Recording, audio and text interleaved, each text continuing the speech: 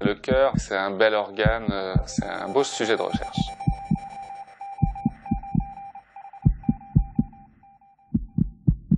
Donc là, en fait, on est dans l'intimité de la cellule cardiaque, c'est-à-dire qu'on rentre à l'intérieur d'une cellule cardiaque. C'est assez étrange, mais c'est assez joli. On peut se promener et on regarde les mitochondries.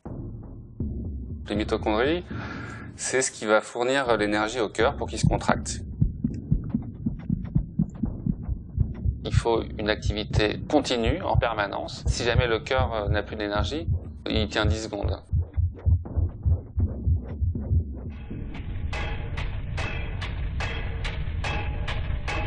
Il n'y a pas une seule centrale, comme une grande centrale nucléaire dans la cellule. Il y a plein de petites mitochondries qui vont localement apporter de l'énergie là où la cellule en a besoin.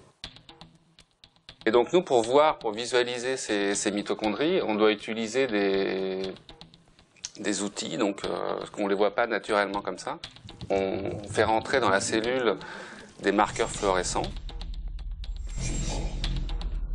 Et nous, ce qu'on essaye de faire à partir de ce type d'image, qui n'est pas très simple à analyser, on utilise des logiciels qui vont reconnaître les objets qui sont présents dans la cellule, et donc en l'occurrence les mitochondries.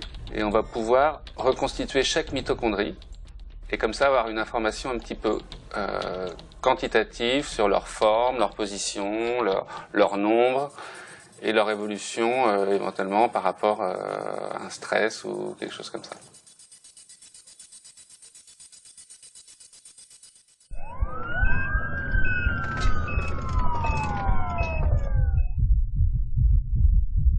Ces cellules cardiaques, une fois qu'elles sont abîmées, c'est définitif, on ne peut pas refaire de nouvelles cellules. Ça, c'est un problème au moment de l'infarctus, parce qu'il y a une partie du cœur qui est plus oxygénée, mais c'est aussi un problème au moment où les vaisseaux vont repermettre l'entrée des substrats et de l'oxygène. Donc c'est très important de protéger la cellule cardiaque au moment de la reperfusion. À ce moment-là, il y a énormément d'oxygène qui rentre dans la cellule cardiaque. La cellule ne va pas pouvoir gérer ça et elle risque de mourir.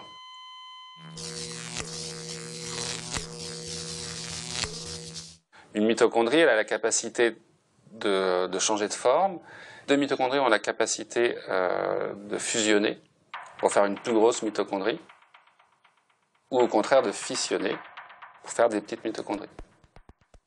Et donc on a montré que les petites mitochondries, elles étaient moins résistantes au moment de la reperfusion. Si on est capable de bloquer ces processus de fission, et au contraire si on essaye d'améliorer ou d'encourager les processus de fusion des mitochondries, on garde des mitochondries plus grandes et on pense comme ça qu'on protégera le cœur après l'infarctus.